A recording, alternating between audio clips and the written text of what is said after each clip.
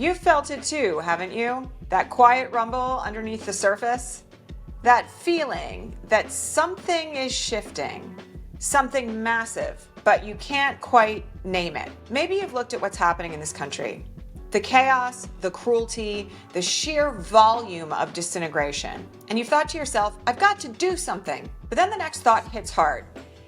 I'm not cut out to run a movement, or I don't even know where to start, or worse yet, who am I to try to make a difference? If that's you, stay with me, because what I'm about to share may change your view of your own capacity to make a difference forever. If you're here, I know this much. I know that you care deeply, and maybe you've been holding that care for years. Maybe, like so many of us, you've gotten stuck in doom scrolling loops, wondering if there was anything you could do to help. And you wouldn't be alone, because so many of us have been taught that making a difference or creating change has to be loud, flashy, even viral. But what if the people who are truly shifting the future aren't the ones with the biggest platforms on social media or the commentators that you're always seeing all over the news? What if the real resistance, the one that's actually changing everything, is happening quietly underneath the radar? Let me show you what I mean. Hi, I'm Elizabeth Cronise McLaughlin. I'm a lifelong activist, a former human rights and Wall Street attorney, and for the last 15 years, I've worked with leaders from nonprofits to corporate America, all the way down to small community organizers on how they can make a difference in these incredibly challenging times. Before we proceed, I want to ask you to do 3 quick things. The first is hit subscribe and hit the thumbs up on this video so that you don't miss a single video that will support you and how you can make a difference right now. Next, I want to invite you to download our REI Activation Series. It's a 3-day email series that will guide you through how you can make a difference right now. And if you are interested in really working closely with others in how you can build community and change the world for future generations, I want to invite you to apply for a free strategy call with our team. The links for our free activation series and to book a free strategy call are below. Let's talk now about why the models of change making that we've been shown leave a lot of us out. Let's talk for a minute about what's breaking us right now. Because for many of us, the pain of what we're living through isn't just about what we're witnessing on the outside. It's also about the sense of hopelessness that we have when we're confronted with what we're witnessing. You know what this feels like. The headlines are horrifying. Whether it's ICE raids around the country, or the loss of bodily autonomy for trans folks or people who can get pregnant, or white nationalists seeping into our city councils and our school boards, when we see these things, when we bear witness to them, when we are traumatized by what's happening in our own communities, our central nervous systems are on fire.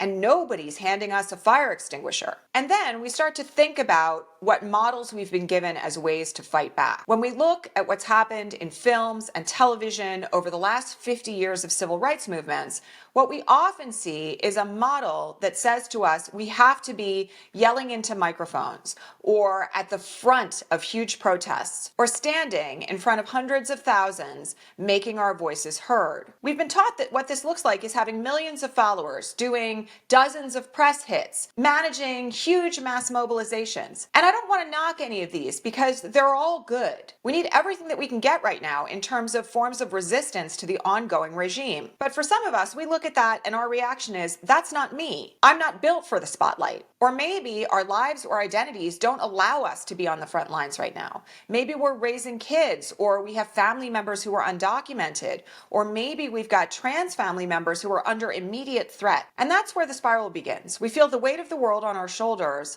and yet we don't see ourselves in the solutions that are being modeled to us for massive societal change. And then the next step, when we don't see ourselves, is to shrink and to disconnect and maybe to hide. And that, unfortunately, is exactly what oppressive systems want. But I want to let you in on a little secret here.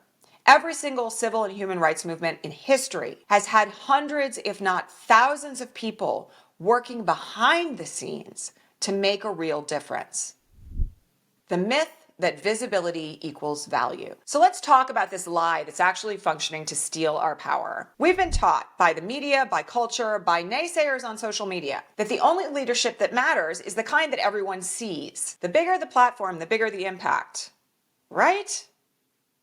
Not necessarily. And in fact, this myth It plays directly into the hands of authoritarian systems. Because here's what they want. They want you to believe that you have to be loud to make a difference, that you have to risk everything, that if you're not marching or constantly posting or protesting nonstop, that if you're not actually leading, let's say, a nationwide general strike, your voice doesn't count. Why do they want us believing this so much? Because then each of us won't act. Instead, we wait, we worry, we opt out, and then they win. But guess what? Movements have never been driven by mass media moments alone. Movements are built at kitchen tables and in living rooms and in church basements and on Signal and behind the scenes. And the people making the biggest impact right now, I gotta tell you, they're not the people you're seeing in your social media feed. They're definitely not the people writing 6 pieces a day on Substack. The people making an impact aren't trying to trend. They're actually not talking about the impact that they're building on social media at all. What they're doing instead is they're strategizing and they're building and they're protecting their communities from harm. And they're doing all of it with an invisible architecture of resistance. So if you've been hiding because you thought you had to lead like some icons of history or it didn't matter, I'm here to tell you that that thought's gotta end today. Meet the secret resistance, quiet activism leading to real power. So let me pull back the curtain. The movement building that's happening around the country right now that's making a real difference, it's being led by people just like you who have traded an ego-driven model of building change for something quieter, something more effective, and something really, really powerful. At the Ripple Effect Institute, for instance, we work with leaders just like you. Let me give you some examples of what that looks like. It looks like a high school art teacher in the South who's running a mutual aid pantry out of her classroom to allow her hungry students to maintain their dignity and their safety while still making sure that their families have enough to eat. It looks like a retired attorney in Texas who helps families craft safety plans when anti-trans legislation threatens their kids. It looks like a mom of 3 in Illinois who had never organized anything in her life, who started a parents' phone tree to organize against the school board that was trying to pull books about Black history off of the school shelves. It looks like a hospital nurse in rural Ohio who knows that some of her neighbors are undocumented and quietly organizes transportation, care, and advocacy for the ones who need it the most. These are not people who are posting selfies from protests.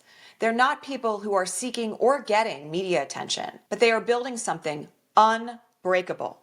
And what they are doing, it's called stealth activism, and it's how movements stay alive in hostile times. It's organizing that flies below the radar, that can't be bought or sold, that moves power without making noise. It's quiet, it's intentional, and it's changing the world. Now, if you're questioning whether or not this can really work, or maybe you're having a moment of cynicism and thinking that this kind of thing can't really topple authoritarianism, I do want to remind you that we have examples from history of how quiet activism and stealth activism can actually change the entire course of nations. And we don't just have to point to, say, the French Resistance, which operated in tiny cells and helped to defeat Nazism around Europe. And we don't just have to point to Harriet Tubman and the Underground Railroad and the work of hundreds of people that helped escaped enslaved people flee to freedom. There are countless stories from history of individuals and small groups that have done stealthy, quiet things that have saved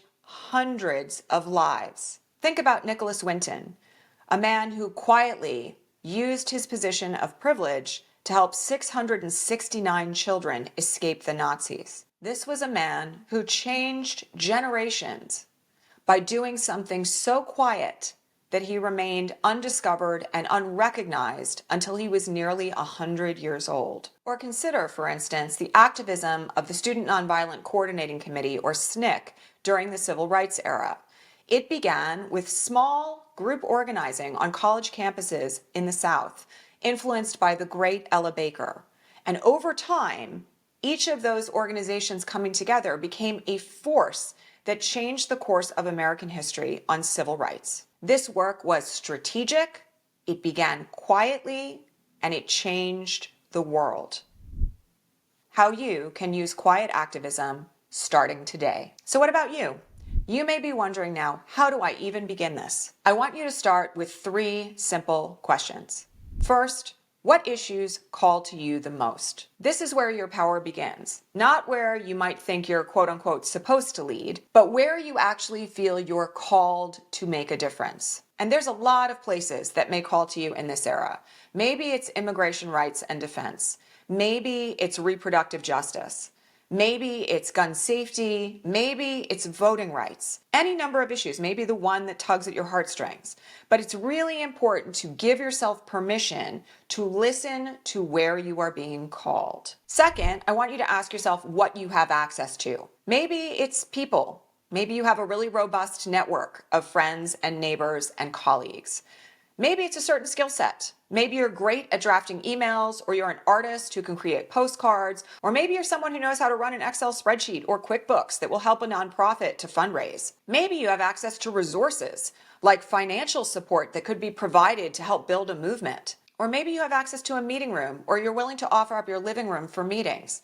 Or maybe you have access to a car that can deliver food to people who are unhoused. The list of what we have access to is often much broader than we think, and it's important to write this down so you know what you bring to the table. And lastly, I want you to ask yourself, what's one small action that you can take consistently that will help someone or a group of people to be safer, stronger, more resourced, and more powerful? This is where your resistance begins. It doesn't have to be flashy, and it definitely doesn't have to be built for social media, but it does have to be real, consistent, and true. If you feel that ache to do something, but you want to do it in a way that's strategic, sustainable, and that fits your own life, then I want to invite you to join us for our free 3-day REI activation series. Here's what you'll learn in our 3-day series delivered straight to your inbox. You'll learn what stealth organizing actually looks like in practice. You'll learn how to map your skills to real community needs. You'll learn how to begin your own quiet, impactful resistance. And you'll learn how to do it all without burning out. This isn't about being everything to everyone or becoming someone that you're not. It's actually about finding your place and plugging in to your piece of the resistance puzzle. So click the link below and join us for the activation series. It's free, it's powerful, and it just might change everything. And if you know you're called to something bigger, if you know you want to make a legacy level of change, I want to invite you to book a free strategy call with our team. We'll talk through your goals, your aims, your skills, and your talents, and we'll help you decide if the Ripple Effect Institute is the right next step for you. Here's what I know for sure. The people who are changing the world right now are not waiting for permission. They're not chasing clout. They're moving in quiet circles, and they're building the better future that all of us need. And most of them look something like you. They're parents, they're teachers, sometimes they're artists, they're retirees. They're people who are neighbors to one another and who care deeply about making the world a better place. But more than anything, they're people who decided that they will not allow this regime to go unchallenged. So if you're wondering if your way of leading and participating in resistance could even make a difference, let this be your confirmation that it can. And now is the time to begin if you haven't already. Start where you are, lead how you're built, and join us. Become a part of the secret resistance that's changing everything. Thank you so much for being here, and I'll see you in the next video.